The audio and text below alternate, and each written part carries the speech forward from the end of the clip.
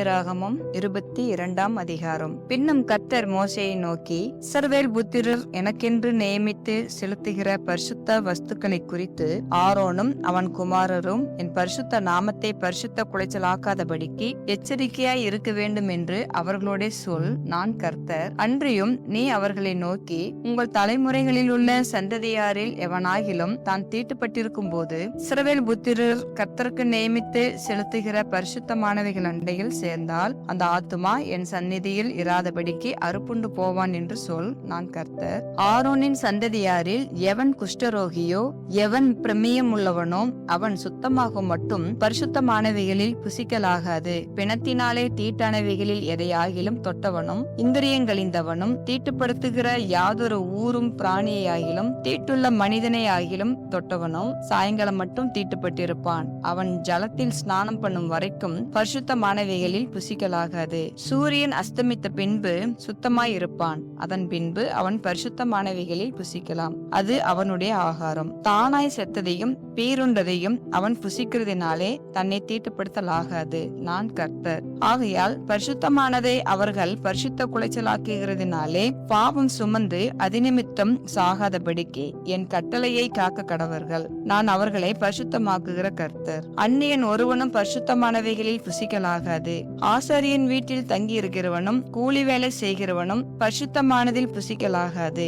ஆசாரியனால் பணத்துக்கு கொல்லப்பட்டவனும் அவன் வீட்டிலே பிறந்தவனும் அவனுடைய ஆகாரத்தில் புசிக்கலாம். ஆசாரியனுடைய குமாரத்தி அந்நியனுக்கு வாழ்க்கைப்பட்டால் அவள் பரிசுத்தமானவைகளின் படைப்பிலே புசிக்கலாகாது. விதவையாய் போன அல்லது தள்ளப்பட்டவளான ஆசாரியனுடைய குமாரத்தி பிள்ளை இல்லாதிருந்து தன் தகப்பன் வீட்டில் தன்னுடைய இளவயதில் இருந்தது போல திரும்ப வந்து இருந்தாலேயாகில் அவள் தன் தகப்பன் ஆகாரத்தில் புசிக்கலாம். அந்நியனாகிய ஒருவனும் அதில் புசிக்கலாகாது.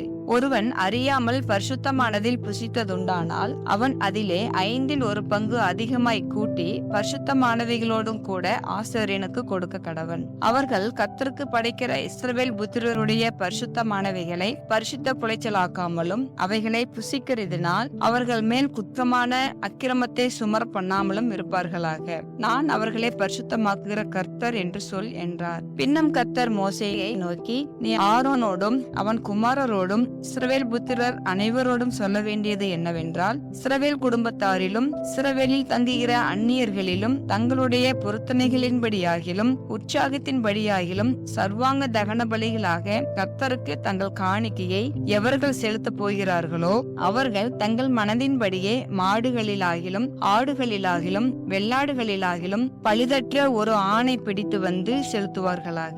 பழுதுள்ள ஒன்றையும் செலுத்த வேண்டாம். அது உங்கள் நிமித்தம் அங்கீகரிக்கப்படுவதில்லை. ஒருவன் விசேஷித்த பொருத்தனையாவது உற்சாகமாயாவது கர்த்தருக்கு மாடுகளிலாகிலும் ஆடுகளிலாகிலும் சமாதான பலிகளை செலுத்த போனால் அது அங்கீகரிக்கப்படும்படி ஒரு பழுதும் இல்லாமல் உத்தமமாய் இருக்க வேண்டும். குருடு, நெரிசல், முடம், களலை, சொறி முதலிய பழுதுள்ளவைகளை நீங்கள் கர்த்தருக்கு செலுத்தாமலும் அவைகளாலே கர்த்தருக்கு பலிபீடத்தின் மேல் தகன பலியிடாமலும் இருப்பீர்களாக. நீண்ட அல்லது குறுகின அவயமுள்ள மாட்டையும் ஆட்டையும் நீ உற்சாக பலியாக இடலாம். பொருத்தனைக்காக அது அங்கீகரிக்கப்பட மாட்டாது. விதை நசுங்கினதையும் நொறுங்கினதையும் காயம்பட்டதையும் விதை அறுக்கப்பட்டதையும் நீங்கள் கர்த்தருக்கு செலுத்தாமலும் அவைகளை உங்கள் தேசத்திலே பலியிடாமலும் இருப்பீர்களாக. அந்நிய புத்திரன் கையிலும் இப்படிப்பட்டதை வாங்கி தேவனுக்கு அப்பமாக செலுத்தீர்களாக. அவைகளின் கேடும் பழுதும் அவைகளில் இருக்கிறது. அவைகள் உங்களுக்காக அங்கீகரிக்கப்படுவதில்லை என்று சொல் என்றார். பின்னும் கர்த்தர் மோசேயை நோக்கி, ஒரு கன்றாவது செம்மறியாட்டு குட்டியாவது வெள்ளாட்டு குட்டியாவது பிறந்தால் அது 7 நாள் தன் தாயின் இடத்தில் இருக்க கடவுது.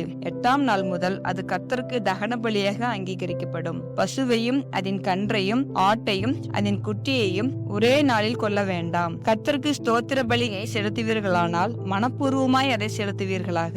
அந்நாளிலே தான் அது புசிக்கப்பட வேண்டும். விடியற்காலம் மட்டும் நீங்கள் அதில் ஒன்றும் மீதியாக வைக்க வேண்டாம். நான் கர்த்தர். நீங்கள் என் கட்டளைகளை கைக்கொண்டு அவைகளின்படி செய்ய கடவீர்கள். நான் கர்த்தர். என் பரிசுத்த நாமத்தை பரிசுத்த குலைச்சலாக்காதிருப்பீர்களாக. நான் இஸ்ரவேல் புத்திரர் நடுவே பரிசுத்தர் என்று மதிக்கப்படுவேன். நான் உங்களை பரிசுத்தமாக்குகிற கர்த்தர். நான் உங்களுக்கு தேவனாய் இருப்பதற்காக உங்களை எகிப்து தேசத்திலிருந்து புறப்பட பண்ணினேன். நான் கர்த்தர் என்று சொல் என்றார் என்பதே. ஆமேன்.